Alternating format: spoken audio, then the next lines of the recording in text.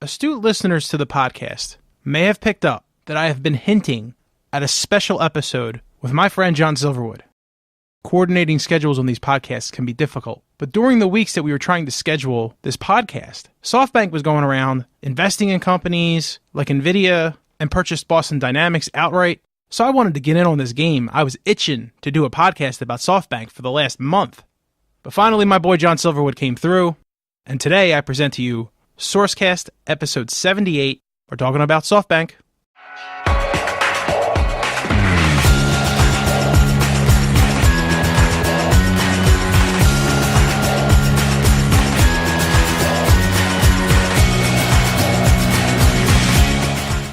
What a treat. What a treat, listeners. For the first time in like 50 episodes, we actually have guests on SourceCast. Allow me to introduce the infamous John Silverwood. Thank you, sir.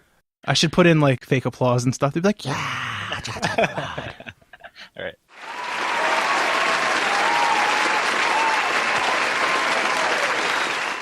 As I've been alluding to for the last 3 or 4 weeks, John and I have been working on a secret podcast. A secret podcast. Super secret.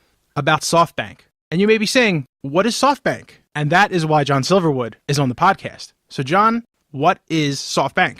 SoftBank is a Japanese company started by Masayoshi's son, who is one of the most richest men in Japan. It started back, I believe, in the late 80s. It's kind of funky. Its beginnings are a little bit sparse on the internet. You know, if you go to their Wikipedia page, they really only talk about once they were already a conglomerate. This guy, Masayoshi, he started this on his own when he was much younger, and it was kind of a product of him being a hustler. You know, he was really big into the Silicon Valley right when it started to grow. This guy was really just trying to find any way he could get involved with the technology revolution through microchips or whatever it was. So you're saying this dude actually went to Silicon Valley in the early 90s and kind of experienced that culture? Yeah, so it was actually, I mean, it was even before that. This is very, very early. I think even in the late 70s. You know, he went to University of California, Berkeley. You know, he was a comp sci guy. He was just trying to create the next invention and really get his hand on the tech revolution. He ended up selling this device he built, multilingual translator, to Sharp. That was his first big hit. He made like $500,000 on that. And after that, he started just kind of random businesses that came to his mind. I mean, the next business was he was selling Space Invader games. He was importing them from Japan and then leasing them out across Berkeley's campus. So it wasn't like this guy was immediately like a tech mogul in the area. He was kind of just looking to get a foothold. Really, I mean, eventually he goes back to Japan and then he's kind of focusing more on software. At a certain point, he creates this company named SoftBank, and his idea was to buy a bunch of different computer software and set up at like a tech expo and really be like the go-to guy, really kind of just a direct-to-consumer model. So this guy was a serial entrepreneur. Right. Technology was his gimmick in the beginning, but finding commodities, trying to sell them in California to college students, made a little bit of money, worked his way back to Japan, and then started the next phase of his business plan. And this was actually a disaster. He hired this big stand at a consumer electronics expo, and he gave a bunch of Japan's top software guys free space on it. And it ended up being great for these guys' companies, but not for him. He didn't make like any of his money back. It's kind of funny because apparently it was just total fate that after the fact, this huge electronics distributor in Japan called and said they needed software. I guess they had heard about his expo, and then they were kind of hoping that he would come meet with them. And you know, people talk about this guy being very braggadocious, and you know, he has the swagger even back then. And apparently he just basically told this guy, if you want my distribution network, I got to be your only guy. And so really he went from having maybe a couple $100,000 in the bank. It was like the next year they were making millions of dollars every month. I think the name of this company was Jushin Denki. It was a big supplier in Japan that really brought SoftBank to life. Where the hell did this 300-year plan thing come from? In the middle here, I mean, SoftBank is growing, and once he's got access to all this money, this guy is really just, we mentioned he was a hustler, and he's kind of looking at it as, I need to take a bunch of different investments in hundreds of different things and just see what pans out. Back in 2000, he threw some money at Alibaba, I think to the tune of like 20 million. And that stake became worth 75 billion over however many years. You know, this guy's strategy really is just to front load a bunch of investments in technology that he thinks is going to become revolutionary and just see what hits. There's a ton of stuff that didn't hit. Lost $1 billion on Kingston Technologies, stuff like GeoCities. I don't know if you remember that. Oh, I had several Awful GeoCities websites. site. Yeah. Apparently over 600 companies that this guy was throwing money at that may or may not have succeeded. So what do you think his hit rate is? That'd be hard to know. I mean, it's one of those things that he could probably be batting like awful, but as long as the big hitters are come back with that great ROI, he could fail 90 times, and if 10 out of those other times work, he'd be good to go. Okay, so he's spreading his risk out. He's had a couple of big wins. But let's again talk about this 300-year strategy, because I think it's very unusual. What is the 300-year strategy? Let's level set that. The 300-year strategy is really about IoT, in my opinion. IoT is kind of not really fringe, but a lot of people don't really think it's serious.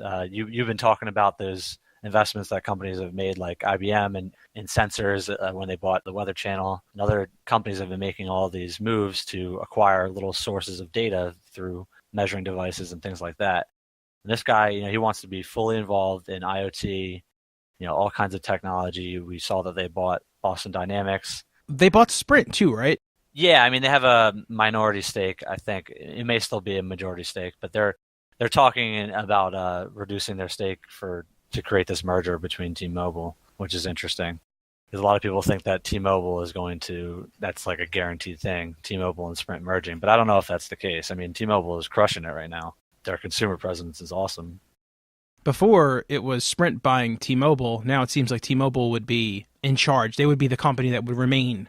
I don't know market cap-wise how that would work. And then also, I just think that he made this promise to Trump. We could talk about that a little bit more, too. So part of his plan is, he's going to invest $50 billion plus in the United States. But I don't know how that would work with, if you're merging these two big companies. There's got to be some sort of shedding of jobs in there, unless somehow you can spin it. You're not going to be making 50,000 more jobs with that size of a merger, right? I mean, we talked about this a lot in the podcast. IBM, HP, all of these companies have been doing mergers and acquisitions and shedding things. It's really all about reducing your workforce. So they're buying telecommunication companies, they're buying robotics companies, there's a focus on Internet of Things. Where do you see this heading? What's the goal, the end goal? I think you first want to make sure you have a lot of market share. They bought ARM Holdings last summer. I mean, that was huge. That was like a $32 billion deal. So it's the ARM chipset for all the mobile devices. Most phones are using that chipset right now. So big investments so far have been heavily focused on telecom. Japan Telecom, that was about $3 billion. There's another BB Mobile Corp, like $3.7 billion. Vodafone, that was $17 billion. Sprint Nextel, that was $21 billion. And then I just mentioned, ARM Holdings, that was $32 billion. That was more focused on the chipset. But again, it's really heavily focused on mobile right now, which, I mean, heavily ties into IoT. I mean, you want to be able to control the consumer mobile market and have a great hold there. Speaking of, chipsets, so a lot of people think that there's a possibility for them to go again after another semiconductor company. So it's been really hot the past few years for all these semiconductor companies to consolidate. Hundreds and hundreds of companies that have just dwindled and dwindled because all the big guys are taking the little guys.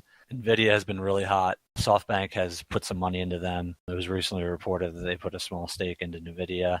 I personally think that a company like Xilinx, it's been talked about for the past 2 years that people think it's going to go, and it never has.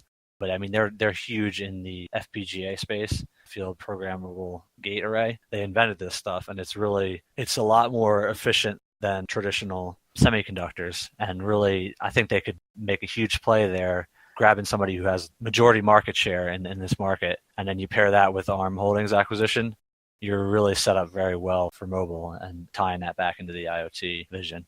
Do you think that these companies are going to exist in 300 years, or some variation or some lineage of these companies are going to exist in 300 years? Do you think that they're picking companies that will in some form exist?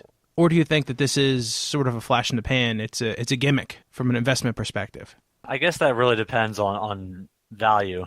I mean, some of these big acquisitions, you really got to ask that question because you're dumping a lot of money into it. If you're buying smaller companies or taking these smaller stakes, yeah, maybe something you try doesn't pan out or they may not be around. But to your point, this mobile stuff, it's got to be around in some form or the other. Masayoshi certainly believes that because he's dumping $30+ billion into some of these companies. Internet of Things, mobile is you can't pull the two apart. They have to exist, in tandem. You had mentioned to me in private conversation that this guy likes to throw a lot of money around to companies. He doesn't really negotiate. He swings big. He tends to buy this stuff at huge premium. So ARM Holdings was bought at a crazy premium, but it's actually genius what he did though, because what he'll do is he'll pay this high premium, but with his fund, again going back to this vision fund, he'll use that fund to offset some of the cost. Like he took this ARM Holdings deal and then he actually offset some of that cost. I think it was like 25% of the cost to the fund. Whereas he still has all control of that. He has the majority control of that company, but he's using the vision fund to offset a little bit of his debt load for SoftBank proper, the actual company. Going back to your point of the 300-year strategy, raising that fund really gives him so much leverage for years and years that he can just kind of make these moves and then offset whatever cost he can. And then people are still happy. The people who entered this fund are still happy because they have their hands in it as well. So where do you think the disruption is right now? What kind of companies do you think he's going to buy in the next 12 months? Who's the target?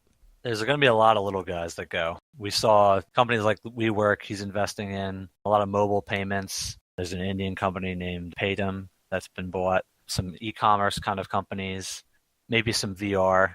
I also think he's looking to potentially start taking down Uber. He's buying up some smaller companies. There's a Brazilian Uber competitor that he's already invested some money in. And then again, there's a Chinese company that they've been putting a couple different investment rounds in. And so I think that's another space for SoftBank that they're looking to get their hand in. So in light of his other investments, do you think he's going to try to replicate Uber with the driver model, or do you think he's going to use his technology and Internet of Things to really have automated drivers on a global basis? That's interesting. I never thought of that, but I could totally see that. We talked about Travis, the former CEO of Uber, wanting to eventually make that autonomous, but it doesn't seem like they really have the plan for that there. But I could totally see that. He just bought a company that was heavy in Google, Boston Dynamics, so I'm sure there's some members of that team that probably know the autonomous driving model, so maybe he could pair that into an Uber competitor. I mean, that's the move to me, because then you don't have to deal with all of the public relations headaches every time you have a situation where a driver goes rogue. You just got to worry about, the computer crashing, which did happen. Google's self-driving cars had like one minor accident and people were all over it. Everybody's going to be freaking out about the casualties of the technology. But eventually it's going to be so much more efficient. Well, I just saw an article about that, actually. The more self-driving cars that are on the road, because they're all talking to each other and it's sort of an Internet of Things mesh network, it's going to be even safer because there's less variables. Tesla's in the same spot. Tesla's building the self-driving automation feature into their cars. Yeah, Tesla's interesting. This is total speculation, but I wonder if he has any kind of interest in a company like that. But totally tempering that statement by the fact that Tesla it's like a total circus show of valuation. A lot of people think that the company shouldn't even exist. It's worth more than like GM and Ford and companies like that, and everybody finds that absurd. Yeah, I actually think that's a little bit insane. They don't have a distribution model that can pump cars out like Ford and GM. It's like a millennial stock in the sense that, everybody wants to be in on the investment, whereas it's not really profitable, and a lot of people think it's just kind of a ticking time bomb. Let's say that Elon Musk can actually find this vision of being a huge power company, along with, he's building these battery factories, combination solar, electric vehicle company, and maybe that would tie into this 300-year vision for SoftBank somehow. Elon Musk is building an ecosystem, and you have to build an ecosystem when you're building a new kind of car. But he's incentivizing people to put solar panels on your house so you can get energy to charge the cars and do the energy pods and the charging pods. And he's also building structures so you can actually charge them up throughout the country. But that takes a lot of infrastructure. That takes a vision. That takes a 300-year plan.